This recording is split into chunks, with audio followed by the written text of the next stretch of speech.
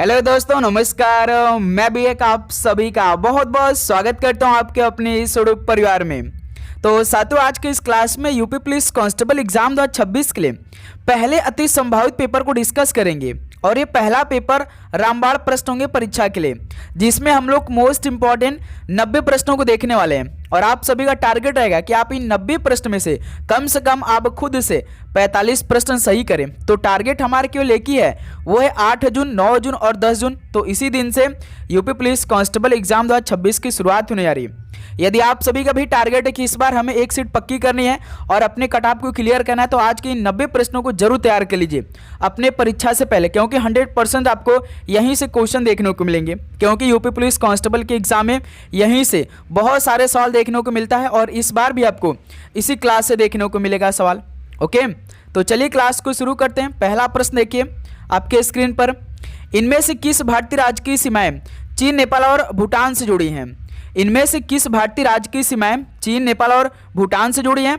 तो सिक्किम राज्य की सीमाएं चीन, नेपाल और भूटान से जुड़ी हैं। ऑप्शन ए बिल्कुल राइट आंसर हो जाएंगे। नेक्स्ट अगला सवाल को देखिएगा, क्वेश्चन नंबर 2 को। केंद्रीय अन्वेषण और आसूचना ब्यूरो भारत के संविधान की 7वीं अनुसूची में दी गई, तो ये किस सूची में सूचीबद्ध है? केंद्रीय अन्वेषण और आसूचना ब्यूरो भारत के संविधान की 7वीं अनुसूची में दी गई, तो ये किस सूची में सूचीबद्ध है? तो ये केंद्रीय सूची में सूचीबद्ध है। ऑप्शन ए बिल्कुल राइट आंसर हो जाएंगे। नेक्स्ट अगला सवाल को देखिए, क्वेश्चन नंबर 3 को। 1918 में महात्मा गांधी सूती कपड़ा कारखानों के मजदूरों के बीच सत्याग्रह आंदोलन चलाने कहाँ जा पहुंचे थे? 1918 में महात्मा गांधी जी सूती कपड़ा कारखानों के मजदूरों के बीच सत्याग्रह आंदोलन चलाने के लिए वो कहाँ जा पहुंचे थे? तो अहमदाबाद जा पहुंचे थे। डी ऑप्शन बिल्कुल राइट आंसर हो जाएंगे। नेक्स्ट अगला सवाल को देखिए, क्वेश्चन नंबर 4 का राइट आंसर क्या बनेगा? मुर्शिद कुली खान, अलीवर्दी खान और सिराजुद्दौला कहाँ के नवाब थे? मुर्शिद कुली खान, अलीवर्दी खान और सिराजुद्दौला कहाँ के नवाब थे? तो ये बंगाल के नवाब थे। डी ऑप्शन बिल्कुल राइट आंसर हो जाएंगे। नेक्स्ट अगला सवाल को देखिए, क्वेश्चन नंबर 5 को। डैश मृदा के ह्यूमस निर्माण की दर को प्रभावित करते हैं? तो बताइए, मृदा के ह्यूमस निर्माण की दर को प्रभावित करते हैं वो कौन है? वनस्पति जात और प्राणी जात, जो कि मृदा के ह्यूमस निर्माण की दर को प्रभावित करते हैं। ऑप्शन ए इस सवाल का बिल्कुल राइट आंसर हो जाएंगे। नेक्स्ट अगला सवाल को देखिए, क्वेश्चन नंबर 6 को। भारत की मुख्य भूमि का अक्षांश किसके बीच फैला हुआ है? तो साथियों, भारत की जो मुख्य भूमि का अक्षांश है वो किसके बीच फैला हुआ है? तो 8 डिग्री 4 उत्तर और 37 डिग्री 6 उत्तर के बीच फैला हुआ है। तो ऑप्शन ए बिल्कुल राइट आंसर हो जाएंगे। नेक्स्ट अगला सवाल को देखिए, क्वेश्चन नंबर 7 को। नियत चाल से गति करने वाली वस्तु का दूरी समय ग्राफ एक ऐसा होता है? नियत चाल से गति करने वाली वस्तु का दूरी समय ग्राफ एक ऐसा होता है? तो सरल रेखा होता है। सी ऑप्शन राइट आंसर हो जाएंगे। अगला सवाल को देखिए, क्वेश्चन नंबर 8। और आगे बढ़ने से पहले यदि आप सभी का टारगेट यूपी पुलिस एग्जाम 2026 में एक सीट पक्की करनी है, तो पहले भाई आप 16 मई तक इस 10 टेस्ट सीरीज का सारे क्वेश्चन को तैयार कर लीजिए, क्योंकि आपके एक टेस्ट में इसमें पूरे 150 सवाल मिलेंगे। उसी तरह आप एक सेट में यदि एक दिन में एक सेट को लगा लेते हैं तो आप 16 मई तक पूरे 1500 नया सवाल तैयार कर लेंगे, जिसमें आप सभी का जीके 38 सवाल मिलेंगे, 37 के हिंदी सवाल मिलेंगे, मैथ के 38 सवाल मिलेंगे और रीजनिंग के 37 सवाल मिलेंगे। यानी कि आप लगभग मान के चलिए कि 500 क्वेश्चन तैयार कर लेंगे इस टेस्ट सीरीज से। इसके अलावा हम आप सभी को GK, UP GK, Hindi, math, reasoning, current affair के मोस्ट इंपॉर्टेंट क्वेश्चन भी प्रोवाइड करेंगे भाई। ओके, तो जिनको भी चाहिए भाई पीडीएफ के लिए आप व्हाट्सएप करिए इस नंबर पे और ये सारे क्वेश्चन अपने पास मंगाइए। लेकिन आपको इसके लिए 50 रुपीज़ पे भी करना पड़ेगा। मात्र 50 रुपीज़ पे करके ये 10 टेस्ट सीरीज का पीडीएफ प्लस संपूर्ण GK, UP GK, Hindi, math, reasoning, current affair के मोस्ट इंपॉर्टेंट क्वेश्चन अपने पास मंगाइए और अपनी तैयारी करके एक सीट पक्का करिए और अपना एग्जाम अच्छे तरीके से दीजिए। समय नहीं है भाई, ओके, तो जल्दी करिए। नेक्स्ट अगला सवाल को देखिए, क्वेश्चन नंबर 8 को। डैश प्रधानमंत्री द्वारा शुरू की गई एक कल्याणकारी योजना है जिसके अंतर्गत उन परिवारों को घरेलू एलपीजी कनेक्शन दिए जाएंगे जो गरीबी रेखा से नीचे आते हैं। वो कौन सा योजना है जो कि प्रधानमंत्री द्वारा शुरू की गई एक कल्याणकारी योजना है जिसके अंतर्गत उन परिवारों को घरेलू एलपीजी कनेक्शन दिए जाएंगे जो गरीबी रेखा से नीचे आते हैं? तो प्रधानमंत्री उज्ज्वला योजना है। बी ऑप्शन बिल्कुल राइट आंसर हो जाएंगे। नेक्स्ट अगला सवाल को देखिए, क्वेश्चन नंबर 9 को, ताजमहल के वास्तुकार कौन थे? तो साथियों ताजमहल के वास्तुकार कौन थे? उस्ताद अहमद लाहौरी थे। ऑप्शन ए बिल्कुल राइट आंसर हो जाएंगे। नेक्स्ट अगला सवाल को देखिए, क्वेश्चन नंबर 10 को, नेपाल में कौन सा राष्ट्रीय उद्यान भारत के वाल्मीकि राष्ट्रीय उद्यान की निरंतरता है?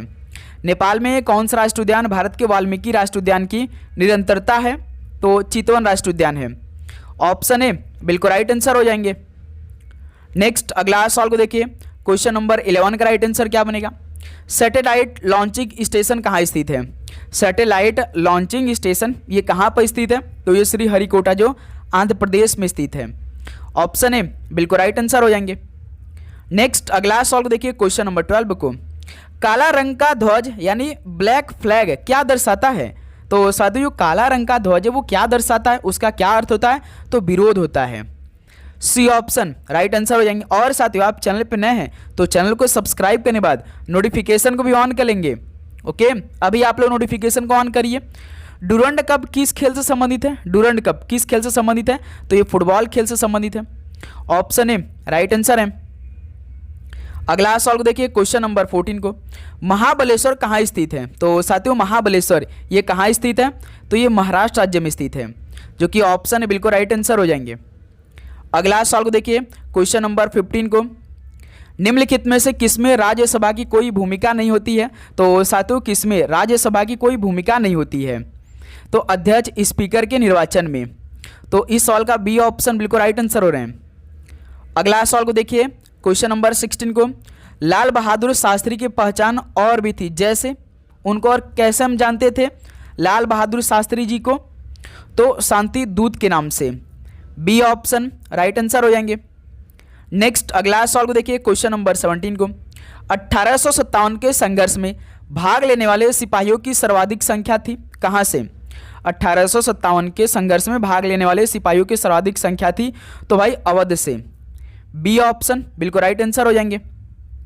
नेक्स्ट अगला सवाल को देखिए, क्वेश्चन नंबर 18 को, उत्तर प्रदेश में 2011 की भारत की जनगणना के अनुसार साक्षरता दर कितनी है? उत्तर प्रदेश में 2011 की भारत की जनगणना के अनुसार साक्षरता दर कितनी है? 67.68% है। सी ऑप्शन राइट आंसर हो जाएंगे। अगला सवाल को देखिए, क्वेश्चन नंबर 19 को, भारत के समस्त राज्यों में क्षेत्रफलानुसार उत्तर प्रदेश का क्या स्थान है? भारत के समस्त राज्यों में क्षेत्रफलानुसार उत्तर प्रदेश का क्या स्थान है? तो चौथा स्थान है, जो कि डी ऑप्शन राइट आंसर हो जाएंगे।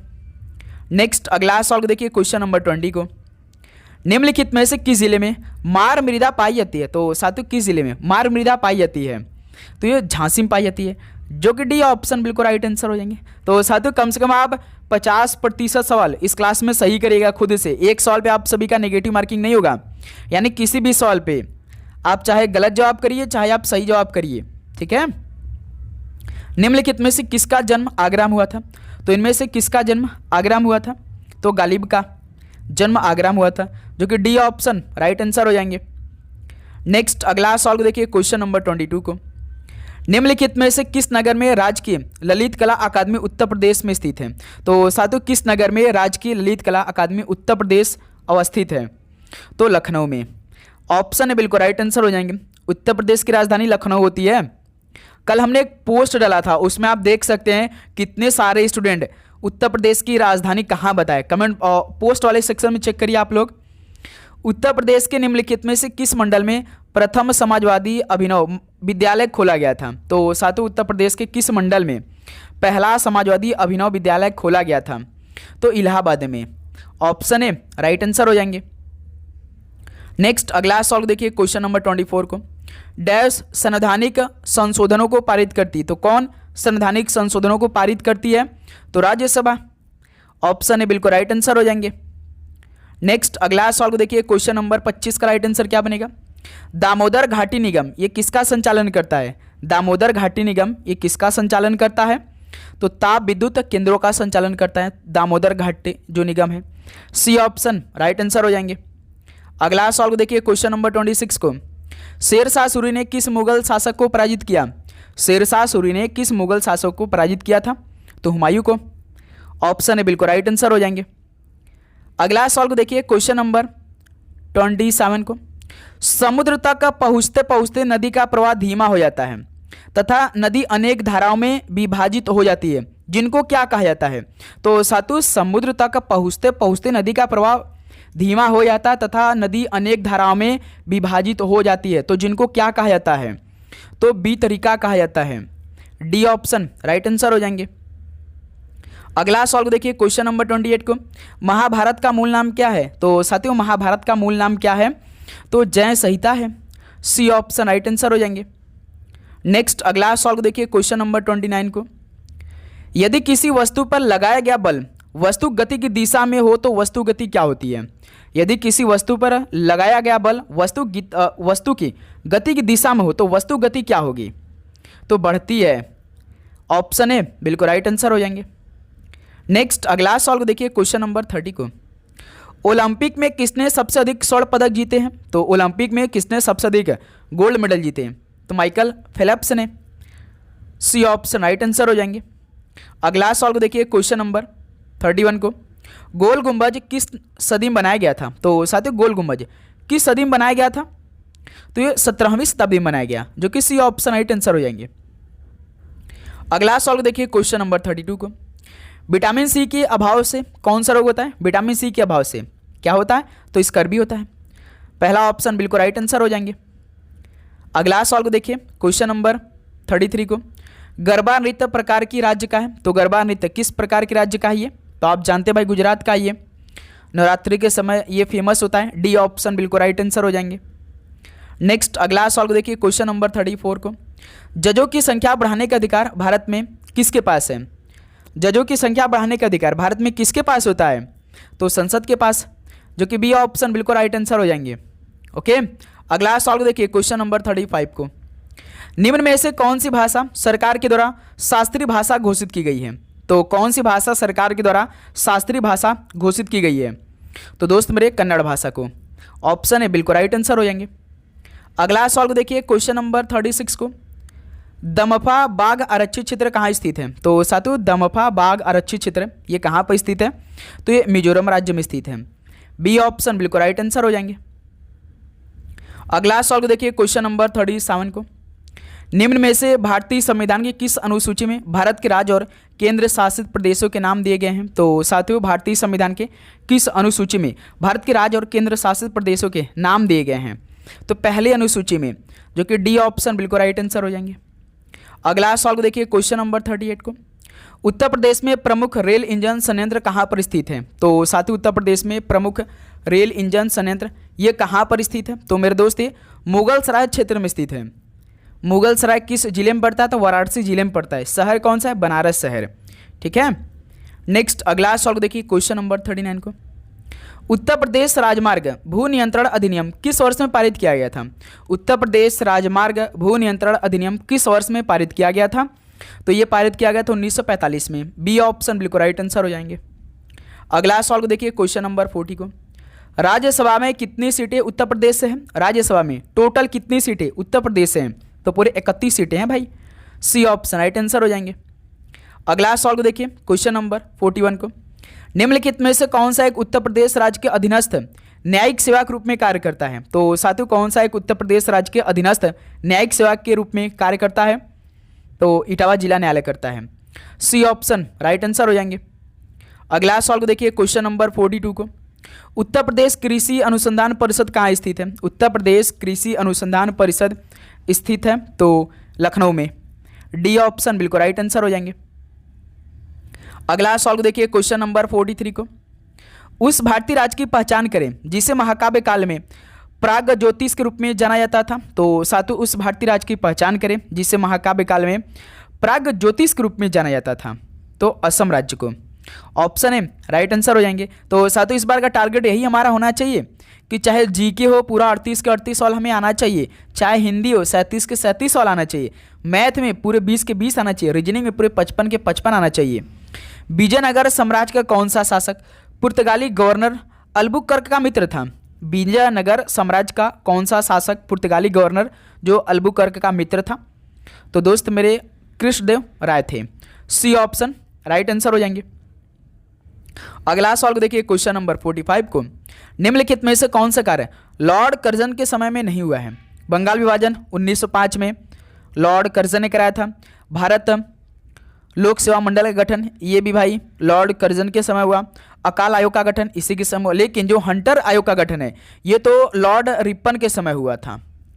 तो ये डी ऑप्शन बिल्कुल राइट आंसर हो जाएंगे, ये लॉर्ड कर्जन के समय काल में नहीं हुआ था, जो हंटर आयोग का गठन हुआ था। ठीक है, अगला सवाल देखिए 46 को, दो देशांतर रेखाओं के बीच के खंड को निम्नलिखित में से किस नाम से जाना जाता है? दो देशांतर रेखाओं के बीच के खंड को किस नाम से जाना जाता है? तो गौर के नाम से जाना जाता है। बी ऑप्शन बिल्कुल राइट आंसर हो जाएंगे। अगला सवाल को देखिए क्वेश्चन नंबर 47 को, स्वतंत्रता से पूर्व कौन सा भारतीय क्षेत्र काला पानी के नाम से जाना जाता था? स्वतंत्रता से पूर्व कौन सा भारतीय क्षेत्र काला पानी के नाम से जाना जाता था? तो अंडमान निकोबार द्वीप समूह जाना जाता था, जो कि बी ऑप्शन बिल्कुल राइट आंसर हो जाएंगे। अगला सवाल देखिए क्वेश्चन नंबर 48 को, निम्न में से कौन भारत का पहला लोकपाल बना? तो भारत का पहला लोकपाल कौन बना था? पिनाकी चंद्र घोष बने थे। सी ऑप्शन राइट आंसर हो जाएंगे। अगला सवाल को देखिए क्वेश्चन नंबर 49 को, भारत में निम्नलिखित में से कौन सार्वजनिक पर्स के संरक्षक भी कहलाता है? तो साथियों भारत में कौन सार्वजनिक पर्स के संरक्षक भी कहलाता है? तो भारत के नियंत्रक एवं महालेखा परीक्षक कहलाता है। ऑप्शन ए राइट आंसर हो जाएंगे। नेक्स्ट अगला सवाल को देखिए क्वेश्चन नंबर 50 को, मानव में कार्यग्राही किसका पता लगाते हैं? मानव में जो कार्यग्राही है किसका पता लगाते हैं? तो ये स्पर्श का पता लगाते हैं भाई। सी ऑप्शन राइट आंसर हो जाएंगे। अगला सवाल को देखिए क्वेश्चन नंबर 51 को, निम्नलिखित में से किसे आधुनिक परमाणु सिद्धांत का जनक माना जाता है? तो साथियों किसे आधुनिक परमाणु सिद्धांत का जनक माना जाता है? तो जॉन डाल्टन को। बी ऑप्शन राइट आंसर हो जाएंगे। अगला सवाल को देखिए क्वेश्चन नंबर 52 को, चंद्रगुप्त मौर्य क्या था भाई, कौन था? यह सवाल आप सभी से पूछा जा रहा है। तो चंद्रगुप्त मौर्य था भाई अशोक का दादा। डी ऑप्शन बिल्कुल राइट आंसर हो जाएंगे। नेक्स्ट अगला सवाल देखिए क्वेश्चन नंबर 53 को, भाषा के आधार पर रचित भारत का प्रथम राज्य है कौन सा? भाषा के आधार पर रचित भारत का पहला राज्य कौन सा वो है? तो आंध्र प्रदेश राज्य है। ऑप्शन बिल्कुल राइट आंसर हो जाएंगे। तो साथियों आप चैनल पे नए हैं तो सब्सक्राइब करके जरूर नोटिफिकेशन को ऑन करिएगा, ठीक है। और भाई आप क्लास को जरूर लाइक करिएगा और अपने दोस्तों में अधिक से अधिक सेशन को शेयर भी किया करिए, ठीक है। निम्नलिखित में से किस वर्ग ने 1857 के सिपाही विद्रोह में भाग नहीं लिया था? तो किस वर्ग ने 1857 के सिपाही विद्रोह में भाग नहीं लिया था? तो भाई याद रखिएगा साहूकार वर्ग के लोग, जो कि बी ऑप्शन बिल्कुल राइट आंसर हो जाएंगे। अगला सवाल को देखिए क्वेश्चन नंबर 55 का राइट आंसर, डैश महासागरीय द्रोणियों के मामूली ढलान वाले क्षेत्र कैसे होते हैं? तो याद रखिएगा गंभीर सागरीय मैदान, जो कि महासागरीय द्रोणियों के मामूली ढलान वाले क्षेत्र होते हैं। तो ऑप्शन ए सवाल का बिल्कुल राइट आंसर हो जाएंगे। नेक्स्ट अगला सवाल को देखिए क्वेश्चन नंबर 56 को, किसने रघुपति राघव राजा राम लिखा है? तो साथियों किसने रघुपति राघव राजा राम लिखा है? तो विष्णु दिगंबर फलुस्कर ने लिखा है, जो कि डी ऑप्शन बिल्कुल राइट आंसर है। अगला सवाल को देखिए क्वेश्चन नंबर 57 को, भारत में किस वर्ष में नया पैसा का परिचय कराया गया था और 1964 में उसका पुनर्नामकरण भी किया गया था? तो साथियों भारत में 1957 में नया पैसा का परिचय कराया गया था और 1964 में उसका पुनर्नामकरण भी किया गया था। तो ऑप्शन ए सवाल का राइट आंसर हो जाएंगे। अगला सवाल को देखिए क्वेश्चन नंबर 58 को, उत्तर प्रदेश के उच्च न्यायालय के मुख्य न्यायाधीश की नियुक्ति कौन करता है? उत्तर प्रदेश के उच्च न्यायालय के मुख्य न्यायाधीश की नियुक्ति कौन करता है? तो याद रखिए भारत का राष्ट्रपति करता है, जो कि बी ऑप्शन इस सवाल का राइट आंसर हो जाएंगे। नेक्स्ट अगला सवाल को देखिए क्वेश्चन नंबर 59 को, किस मंडल को विश्व के उत्कृष्ट कालीन उद्योगों का केंद्र माना जाता है? तो साथियों किस मंडल को विश्व के उत्कृष्ट कालीन उद्योगों का केंद्र माना जाता है? तो ध्यान रखिएगा मिर्जापुर को। बी ऑप्शन राइट आंसर हो जाएंगे। लास्ट में स्कोर भी आप सभी से पूछेंगे, स्कोर भी करिएगा। 60 नंबर देखिए, उत्तर प्रदेश में किस प्रकार की मिलें सबसे अधिक संख्या में है? उत्तर प्रदेश में किस प्रकार की मिलें सबसे अधिक संख्या में है? तो दोस्त मेरे चावल की। डी ऑप्शन राइट आंसर हो जाएंगे। अगला सवाल देखिए क्वेश्चन नंबर 61 को, भारत की जनगणना 2011 के अनुसार उत्तर प्रदेश का प्रति वर्ग किलोमीटर जनसंख्या घनत्व क्या है? भारत की जनगणना 2011 के अनुसार उत्तर प्रदेश का प्रति वर्ग किलोमीटर जनसंख्या घनत्व क्या है? तो 829 है। डी ऑप्शन राइट आंसर हो जाएंगे। नेक्स्ट अगला सवाल को देखिए क्वेश्चन नंबर 62 को, उत्तर प्रदेश में किस वर्ष MNREGA यानी जो मनरेगा है प्रारंभ किया गया। तो बताइए उत्तर प्रदेश में किस वर्ष में मनरेगा को प्रारंभ किया गया था? तो दोस्त मेरे याद रखिए 2006 से। तो सी ऑप्शन राइट आंसर हो जाएंगे। अगला सवाल को देखिए क्वेश्चन नंबर 63 को, वचन किसके लिए प्रयोग किए जाते हैं? भाई ऐसा सवाल आपके पेपर में आएंगे जो कि आप जानते रहेंगे तो भी थोड़ा सा कंफ्यूज क्रिएट होगा, लेकिन आप सभी को हर एक टाइप के प्रश्न हम करवाएंगे। वचन किसके लिए प्रयोग किए जाते हैं? तो दोस्त मेरे याद रखिए संज्ञा के लिए। सी ऑप्शन राइट आंसर हो जाएंगे। नेक्स्ट अगला सवाल देखिए क्वेश्चन नंबर 64 को, अधम का विरुद्धार्थी शब्द दिए गया विकल्पों में से कौन सा होगा? तो अधम का विरुद्धार्थी शब्द दिए गया विकल्पों में से कौन सा होगा? तो बताइए अधम का क्या होगा? तो उत्तम होगा। बी ऑप्शन राइट आंसर हो जाएंगे। अगला सवाल को देखिए क्वेश्चन नंबर 65 को, देख दशा रघुबीर की वृक्ष फूट फूट कर रोए, इस पंक्ति में प्रयुक्त अलंकार कौन सा है? देख दशा रघुबीर की वृक्ष फूट फूट कर रोए, इस पंक्ति में प्रयुक्त अलंकार कौन सा है? तो इसमें मानवीकरण अलंकार है, जो कि सी ऑप्शन बिल्कुल राइट आंसर है। नेक्स्ट अगला सवाल को देखिए क्वेश्चन नंबर 66 को, धावक तेज गति से दौड़ते हैं, वाक्य में तेज गति क्रिया विशेषण का कौन सा भेद है? बताइए तेज गति क्रिया विशेषण का कौन सा भेद है? तो परिमाणवाचक है। बी ऑप्शन राइट आंसर हो जाएंगे। अगला सवाल को देखिए क्वेश्चन नंबर 67 को, सप्ताह में 7 दिन होते हैं, प्रस्तुत वाक्य में दिन शब्द क्या है? पुल्लिंग है, स्त्रीलिंग है, उभयलिंग या कुछ भी नहीं है। सप्ताह में 7 दिन होते हैं तो प्रस्तुत वाक्य में दिन शब्द क्या है? तो एक पुल्लिंग शब्द है। ऑप्शन है बिल्कुल राइट आंसर हो जाएंगे। नेक्स्ट अगला सवाल को देखिए क्वेश्चन नंबर 68 को, श्री हरिवंश राय बच्चन जी किस युग के कवि हैं? तो सातों श्री हरिवंश राय बच्चन जी किस युग के कवि हैं? तो ये भारत तेंदु युग के कवि हैं, जो कि डी ऑप्शन बिल्कुल राइट आंसर हो जाएंगे। ओके अगला सवाल को देखिए क्वेश्चन नंबर 69 को, दिए गए विकल्पों में से कौन सा पुल्लिंग है? तो साथियों दिए गए विकल्पों में से कौन सा पुल्लिंग है? तो पड़ोसी एक पुल्लिंग शब्द है। ऑप्शन भी राइट आंसर हो जाएंगे। नेक्स्ट अगला सवाल को देखिए क्वेश्चन नंबर 70 को, दिए गए विकल्पों में से कौन सा बहुवचन गुण वर्ग भाव वाला बहुवचन है? तो कौन सा बहुवचन गुण वर्ग भाव वाला बहुवचन है? तो जातियां हैं। डी ऑप्शन बिल्कुल राइट आंसर हो जाएंगे। नेक्स्ट अगला सवाल को देखिए क्वेश्चन नंबर 71 को, कवि शब्द किस शब्द का एक वचन है? तो साथियों कवि शब्द किस शब्द का एक वचन है? तो कवि वृंद का है। तो ऑप्शन इस सवाल का राइट आंसर हो जाएंगे। नेक्स्ट अगला सवाल को देखिए क्वेश्चन नंबर 72 को, पत्ती शब्द का बहुवचन रूप कौन सा है? तो साथियों पत्ती शब्द का बहुवचन रूप कौन सा है? तो पत्तियां हैं। ऑप्शन इस सवाल का राइट आंसर हो जाएंगे। नेक्स्ट अगला सवाल को देखिए क्वेश्चन नंबर 73 को, विप्र शब्द का समानार्थी शब्द क्या है? विप्र शब्द का समानार्थी क्या है? तो ब्राह्मण है। सी ऑप्शन राइट आंसर हो जाएंगे। नेक्स्ट अगला सवाल को देखिए क्वेश्चन नंबर 74 को, सर्वनाम के भेद लिखिए। बाहर कोई रो रहा है, कोई क्या है भाई? कोई क्या है? कौन सा है ये? तो अनिश्चयवाचक सर्वनाम है। सी ऑप्शन राइट आंसर हो जाएंगे। नेक्स्ट अगला सवाल को देखिए क्वेश्चन नंबर 75 को, मुहावरे का अर्थ लिखिए। कीचड़ उछालना, कीचड़ उछालना यानी मेरे दोस्त कलंकित करना। तो डी ऑप्शन बिल्कुल राइट आंसर हो जाएंगे। नेक्स्ट अगला सवाल को देखिए क्वेश्चन नंबर 76 को, विशेषण के भेद लिखिए। बगीचे में कौन गा रहा है? तो कौन सा ये विशेषण का भेद है भाई? तो प्रश्नवाचक है। कौन, जैसे सवाल पूछा था ना कौन, ये प्रश्नवाचक चिन्ह है। नेक्स्ट अगला सवाल को देखिए 77 को, वाक्यांश के लिए एक शब्द लिखिए जो पहले पढ़ा न हो। जो पहले पढ़ा न हो तो क्या हो जाएगा भाई?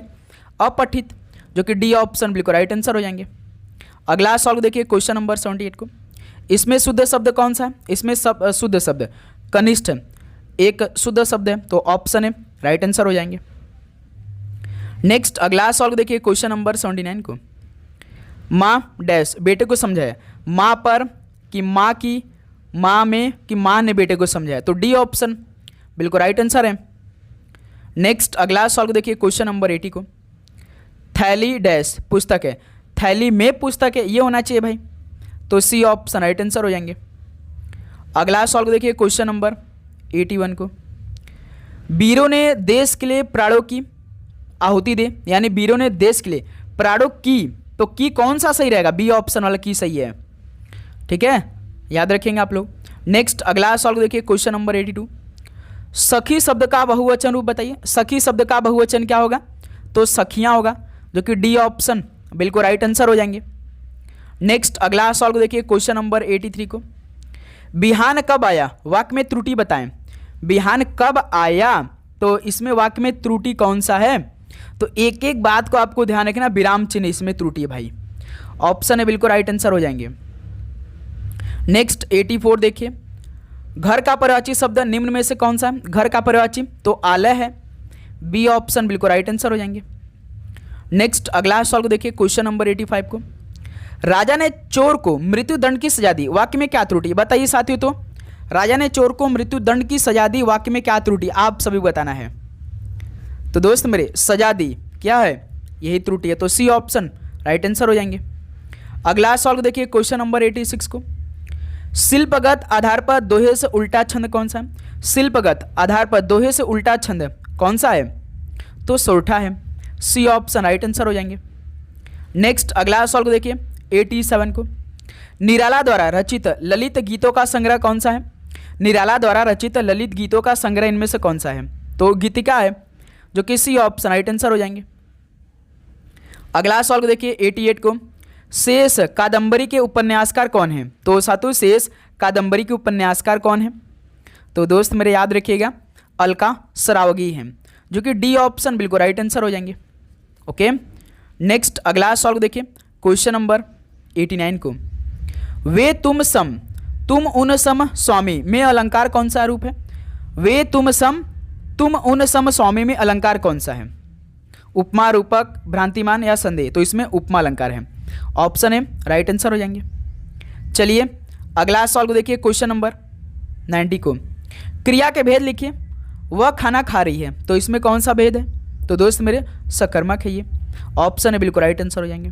तो फाइनली साथियों 90 सवाल कंप्लीट हो गया। अब बताइए साथियों कि आप सभी का 90 सवाल में से कितना स्कोर बना? तो उम्मीद करूंगा आप सभी को हर एक प्रश्न का उत्तर तैयार हो चुका होगा इसी क्लास में। आप सभी को किसी प्रकार की दिक्कत नहीं आया होगा। यदि साथियों किसी प्रकार का आपको दिक्कत है तो कमेंट बॉक्स में जरूर बताइएगा। हर एक टाइप का प्रश्न हम आपके लिए करवाएंगे मेरे दोस्त, जो आपके एग्जाम में आ सकते हैं, पूछे जा सकते हैं। डेली इसी तरह क्लास आएगी, आपको क्लास का सारे क्वेश्चन को तैयार करना है, ठीक है। और आप चैनल पे नए तो सब्सक्राइब करके नोटिफिकेशन को ऑन करिएगा पल पल अपडेट के लिए। ओके, तो चलिए मिलते हैं एक और नए क्लास के साथ। आप सभी को जय हिंद, जय भारत, पढ़ाई करते रहिए, ऑल द बेस्ट, धन्यवाद।